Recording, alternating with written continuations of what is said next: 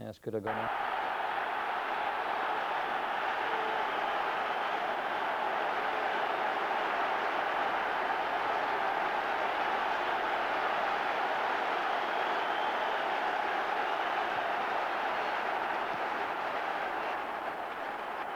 The usual amazing atmosphere created by a capacity 50,000 crowd and a familiar setting for the Celtic captain Paul McStay, playing his 52nd Old Firm match, which added to his 67 Scotland caps makes him one of the most experienced big occasion players in the country. For Rangers goalkeeper Ali Maxwell, it's all so different. His first Old Firm match and only his 16th match for the club as replacement for the injured Andy Gorham, although he does have the experience of a heroic cup final appearance for Motherwell against Dundee United 2 years ago. And the referee in his final season as a Grade 1 official, Douglas Hope from Erskine, and beside me is Billy McNeil. Any last minute thoughts, Billy, about the team lineups? Well, I think the importance of this occasion is underlined by the gamble that Rangers are taking. They're playing both Dave McPherson and Duncan Ferguson when obviously they haven't had any great match fitness, but I think that just gives us illustration how important this game is. Duncan Ferguson playing his first competitive match since the 4th of April when he played for Dundee United. It's a big gamble by Rangers. Hopes and expectations all around the stadium as Celtic start the match. And the tactical ploys will be established very early on. The tough tackle right in the middle of the field by Paul McStay on Ian Ferguson, setting the tone early on. Rangers starting with Fraser Wishart at right back and Stephen Presley at left back. Goff and McPherson in the middle of the defence. This is Peter Grant. McGinley breaks on the right. The overlapping player is Tom Boyd. Peter Haustra matched them all the way back. Good ball by McGinley, chased here by Collins. Challenging player is Wishart. A careless one by Collins. You see the pitch markings there, the result of that U2 concert which took place a couple of weeks ago. Fraser Wishart, wearing number 3, playing at right back for Rangers, where he played most of his time at Motherwell and also at St Mirren. Here's Grant. Oh, Galloway. Well, the pass from Galloway goes straight through for the goal kick to settle things down early in the match. Hafley's header. Good tackle there by Dobchak. It's picked up in midfield though by Murray. That's Wishart. Ferguson helps it on. A good challenge by Boyd. Dobchak didn't get a call. Dobchak complaining bitterly there that no one warned them that Stephen was closing in. Although it would have been very difficult in this bedlam, I think, to hear any call.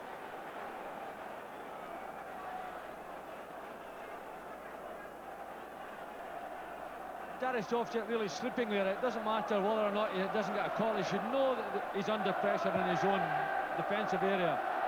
And really, at the end of the day, Trevor Stephen let him off a little bit with a weak shot. So Tom Boyd operating at right back for Celtic, as he has been doing this season. Nicholas challenged there by Ferguson. There's Presley. Sensible safety first tactics by Presley.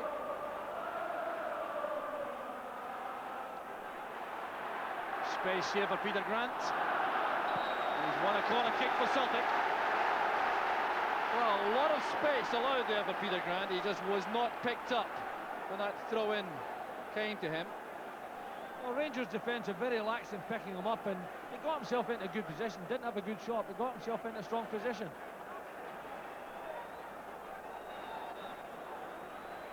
So here's Dobchak with the corner, an outswinger. Looking for Galloway, who's marked by Hafley. That's McStay. McGinley's in there with Goff. Push there in the end on Goff, giving the free kick to Rangers inside the box. Charlie Nicholas also reacting angrily. There certainly was a strong claim by Celtic for a foul by Goff on McGinley when the initial ball came in from Paul McStay's header. Dobchak looking for McAvenny. He's away from McPherson. And a high challenge there by McAvenny, upsetting the Rangers defenders. Harry Maxwell was easily winning that ball, but McAvenny certainly went in with the boot up. Referee Hope, very calm.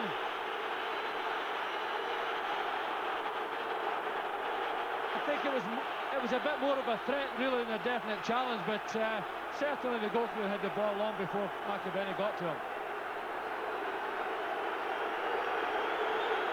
Well, McAvenny showing his zeal for the occasion, and the referee makes do with a warning. Clearance by Dobchek. Tries this header, goes straight to McAvenny. Good interception by Wishart. Here's Duncan Ferguson. And a good effort there by the Rangers striker, who was caught late by Mike Galloway in the act of shooting. Pat Connor happy to scramble that away for the corner. It's a nice bit of skill by Duncan Ferguson, because it looks as though he's going to flick the ball under his head, but he controls it and gets in a shot that makes Pat Bonner remember that he's got to save the ball.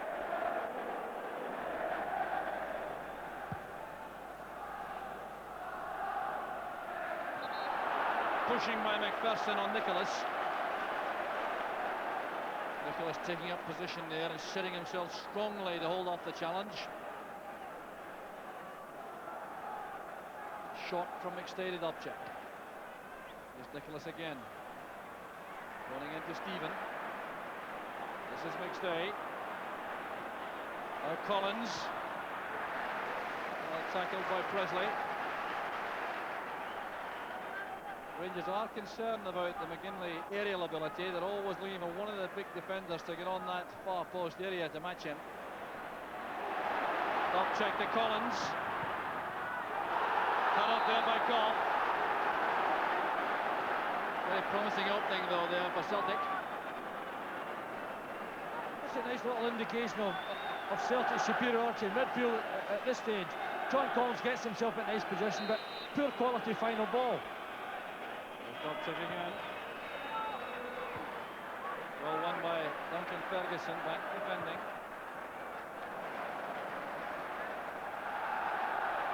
Dobchek trying to send over another cross, near post ball, up and one, it comes off the crossbar. McAvenny threatening Dave McPherson, who had the last touch there. Very close indeed. Tremendous left foot cross by Darius Dobchek. I think Frank McAvenny got a little flick on it, but certainly Dave McPherson's head almost put it in his own net.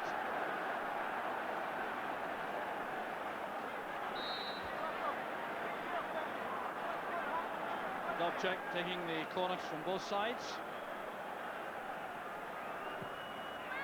Very awkward indeed, and very well handled by Maxwell, although he was under no pressure. No Celtic attacker close to him. Packed Celtic dugout.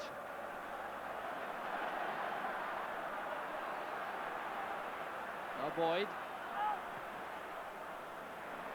Time here for Murray. A misunderstanding clearly with the front men.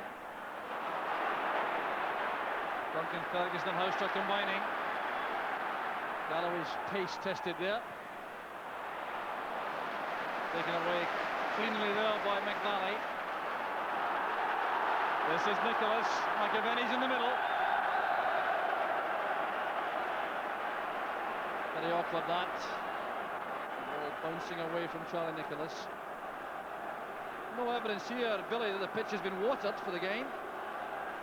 No, but certainly now the modern pitch takes water so quickly, so easily, but it certainly looks very dry, and particularly these areas that have suffered because of that U2 concert.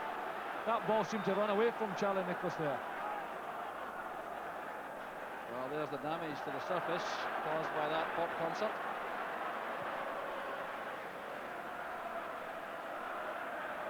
Confident play by Galloway. Warmly applauded by the Celtic fans.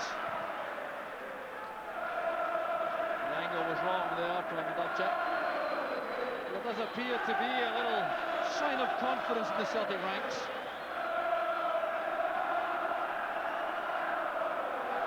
The central defender have certainly coped extremely well so far, McNally and Galloway, and that pass releases McAvenny. He needs support in the middle. It's arriving late. Bishop's giving that away to Collins. This is McStay. Dubček wants it played square. Well, he's not happy, I don't think, with the fact that the pass was really set up for a right foot shot. He wanted that on his left.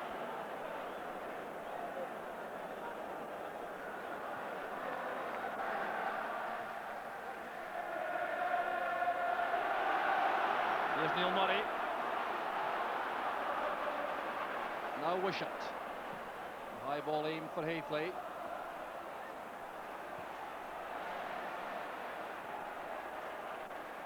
It's Collins.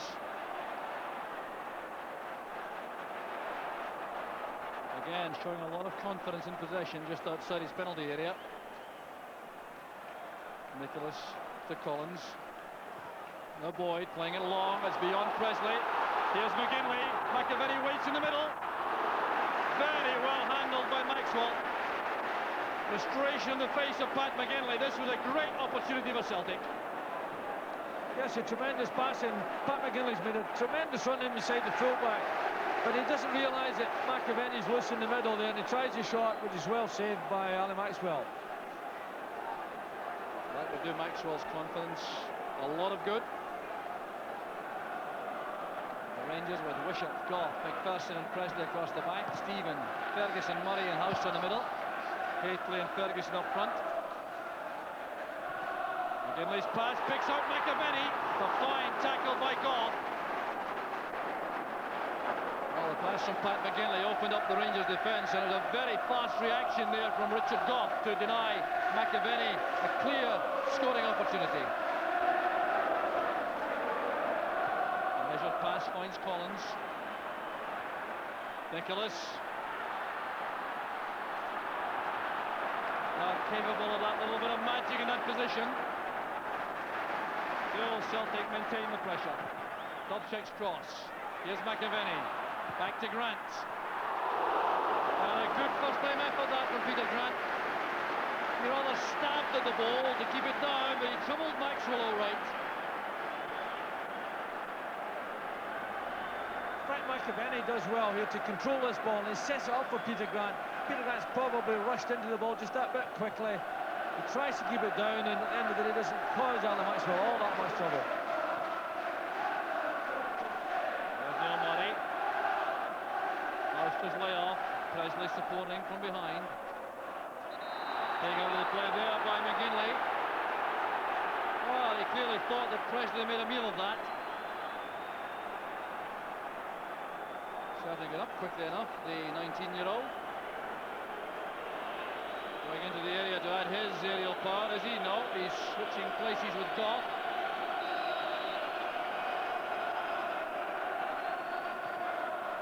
In by Hallstrap. Bonner comes to collect.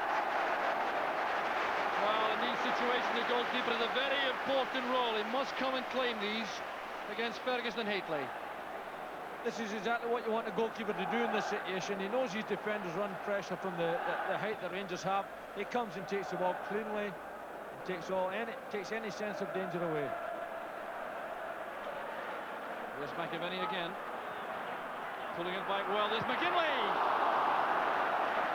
Well, under severe pressure there from Stephen Presley, who did a very good job indeed, making certain that McGinley didn't have a free shot there, but it was a chance all right. Celtic could have been ahead. As Frank McAvenny gets wide of the Rangers defence again, sends in a good ball, and really young Stephen Presley sees it late, and it's only the pressure that he puts on Pat McGinley at the end that makes him miss his shot. But Rangers must be concerned with the way that Nicholas and McAvenny are able to escape the clutches at the back. Header. Here's Stephen. A very quiet first half, Trevor Stephen. Very carefully watched by Dubček when he's come forward. McAvenny's layoff. There's Collins. Nicholas. Collins again. McGinley's outside him. Magnificent effort that from John Collins. Superb play from the little midfield player. How richly this deserved the goal.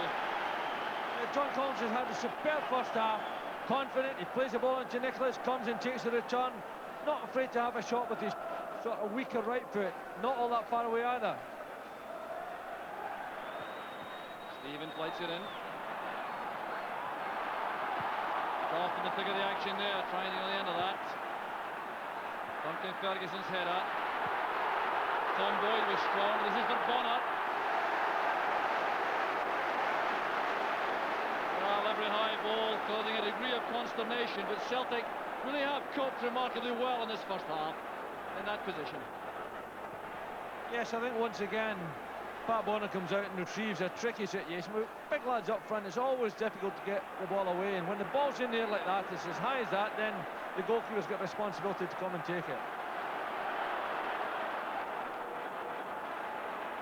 There's McPherson. A little bit of a fankle there. Throw taken quickly to Grant. Misjudged it slightly. And the referee has brought the first half to an end, right on the 45-minute mark, allowing no injury time. It's frantic, hectic action with a real composure and class, when it did appear, coming principally from Celtic with John Collins and Paul McStay, and Peter Grant in midfield having some control in that department, but still no goals to show for that little bit of extra edge. It's half-time. Played the ball. 0-0 with Rangers. Well, there were lots of earnest discussions going on among the Rangers players as they reappeared for the second half, and they certainly will be relieved, I think, to be all square at this stage in view of the way in which the match ran in the first half. The Celtic will be anxious to get right back into the rhythm they had towards half-time. Rangers, of course, anxious to break that up. Here's Houstra breaking.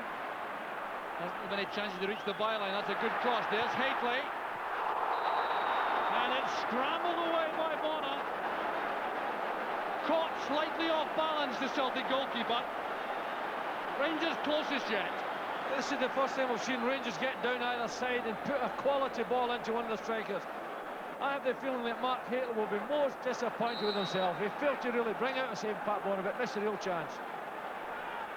So here's Trevor Stephen with the corner kick. Well, Mike Galloway leapt towards that, I think, put off a couple of Rangers players. Here's Ian Ferguson, looking for the return pass. Tom Boyd is there for Celtic. Well, Rangers opening this second half as though they really mean business.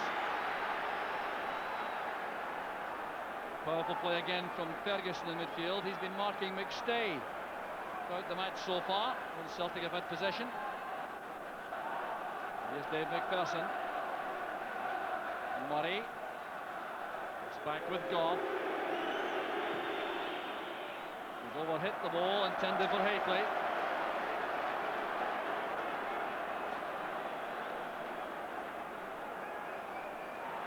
This is McStay. Nicholas wants the ball played short.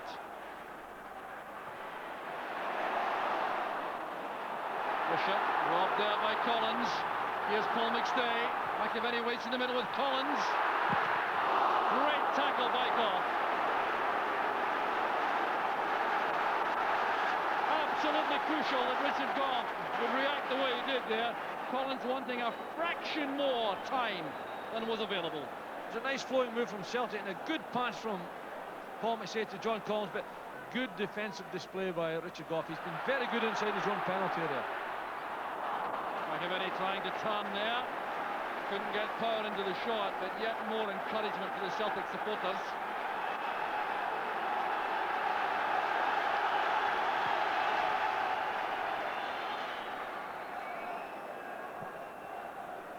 First long ball. Well judged by McNally. This is McGinley. Taking on Presley for pace. Supported now by Boyd. He too tries to take on Presley. A very good tackler.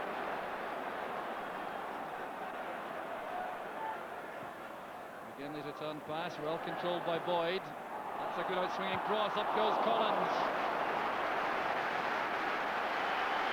Well, he gets up very well, John Collins. Not a tall player by any means, but he looks well for this. We haven't seen Tommy Boyd in that position all often, but he sends in a good ball. John Collins climbs well. Unfortunately for Celtic, can't direct a header. Rangers are warming up their substitutes. Ian Durrant and David Hagan, the outfield men. Helped on there by Haley for Duncan Ferguson. Well, his first series attempted goal for Rangers. Got a chance there on his stronger side. It's a nice little flick on from Mark Haley, but Duncan Ferguson away from the Celtic defence, but can't direct his shot and target, and consequently doesn't put any pressure on Pat Bonner. There's the alteration, threatened by Rangers. Ian Durrant coming on for Peter Housetrap. There's going to be some alteration, and I wonder if it may involve Trevor Stephen going to the left. Ian Durrant replacing Peter Housetrap. He's welcomed by the Rangers supporters. It looks as though he will play on the right of a four-man midfield. Stephen has switched to the left.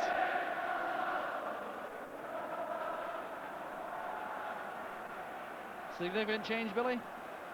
Well, I think it's an interesting one. I think Rangers are quite happy with the draw, to be honest with you. And they're saying if it's like this, we maintain our lead. We're not unhappy about it. I felt Husso was getting one or two chances in the second half to put some crosses in. And it surprises me just a little bit they've taken that threat away. McAvenny running into Goff.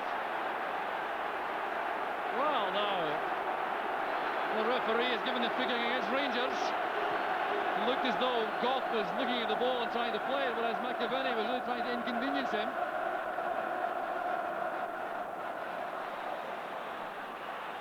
Well, a bit of uncertainty there. I don't think this is a rehearsed move. The chance was on, and a bit of pushing there by Presley. On McGinley, the referee looking towards the linesman. Well, some questions to be asked here. Presley leading into Pat McGinley as he dived for the ball. Another change going to be made, this time by Celtic. And it's Andy Payton who's coming on to replace Frank McAvenny. A little bit of freshening up of the attack here. McAvenny's had a good match up front. What about that change, Billy? Yes, I think it's a very positive change. I think Frank McAvenny had an interesting first half, but the second half we haven't seen very much of him. Andy Payton's sharpness might cause Rangers some problems. Well, and asking a lot of Collins there. That is Dubček with that short pass, allowing Wishart the challenge. Nicholas, McStay, and Collins. Back with Dubček. Here's McGinley leaving it to Grant. McStay's return pass. There's Grant. Good build-up from Celtic. Fine defending too by Dave McPherson, who read that so well. It's a lovely 1-2. Here you see the whole thing here. Set up beautifully. Nice low ball into the middle. And Dave McPherson, who's played very well considering this is his first game this season. He's played very well under trying conditions. Dubček. Well, that is Dubček, a man with such great ability. Has had some difficulty in picking out accurate crosses this afternoon. And trusted with all these set pieces, but it's not really been his day in that respect, Billy. No, it's an initially bad corner kick, but here he sends in a shot that almost troubles, certainly did trouble him, but almost sneaked away from Ali Maxwell. But the corner kick was disappointing. Now losing out that time to Haley. Here's Duncan Ferguson with a shooting chance. Great effort by Ferguson, and well saved by Bonner. Well, that would have made him an instant hero. Certainly would. He does well initially here because he kids Mike Galloway on, gets in behind him. It's a good, powerful shot, but straight at Pat Bonner, who's able to save the second attempt. McGinley wants the ball to drop. Good back heel. Here's Paul McStay. Delicate ball inside though. Cleared up easily by the Rangers defence. Counter-attack is on with Neil Murray. Stephen. Wishart. Celtic have had a chance now to bring players back. That's awkward. What a fine header that was by Galloway. Appeared to try that all right. Rangers will make their second substitution. I think Duncan Ferguson is the likeliest player to have withdrawn. Indeed, that is the case. He is going off to tremendous applause from the Rangers supporters. They appreciate his efforts after such a long layoff. And on comes young David Hagan, a 20-year-old. Goes to join Haitley in attack.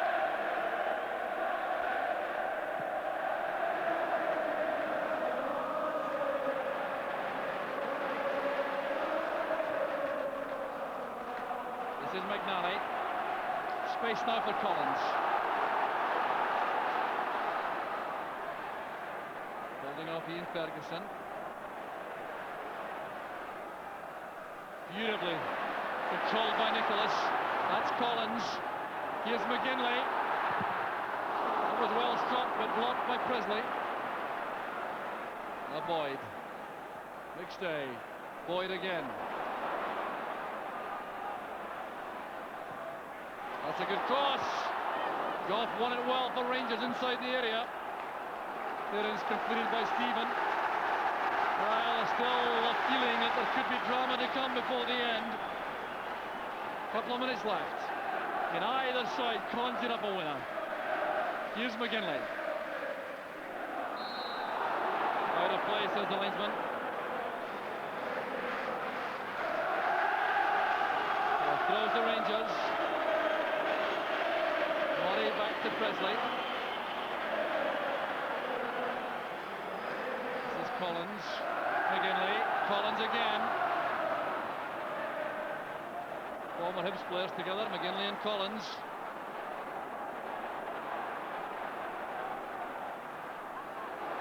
Great play here by Collins, retaining possession, but still being prevented by McPherson from getting in the cross. Here's Boyd again. Grant calls for the ball inside. This is Collins, played in early, and once again McPherson is there. Well, John Collins has tried all he knows to open up this Rangers defence. McPherson, though, has handled things very well indeed after such a long layoff. We're inside the final minute. Corner kick to Celtic. There's Dubček. Maxwell taking out well under pressure. Good piece of handling by the keeper.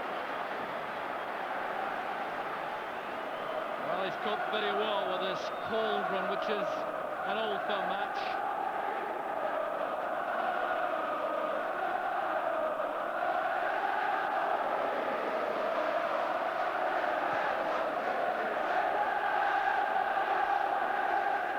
Ahead of Haitley. Durant goes to retrieve, and there's no additional time added on. The referee brings the match to an end with honours even, and for Rangers I'm certain that will be deemed to be an excellent result. Celtic, though, I reckon, Billy, will be disappointed. Undoubtedly. I think that Celtic let Rangers off the hook here today. They had so much superiority in midfield, but they really failed to create that superiority into clean-cut chances. They had one or two forays inside the box, but good defended by Dave McPherson and Richard Goff, preventing them from getting shots on target. But I think Celtic really have let Rangers off the hook here today. Oh, the first Old Firm match of the season is over. Both sets of supporters can go home with heads held high. The Celtic fans with these scarves held high in defiance.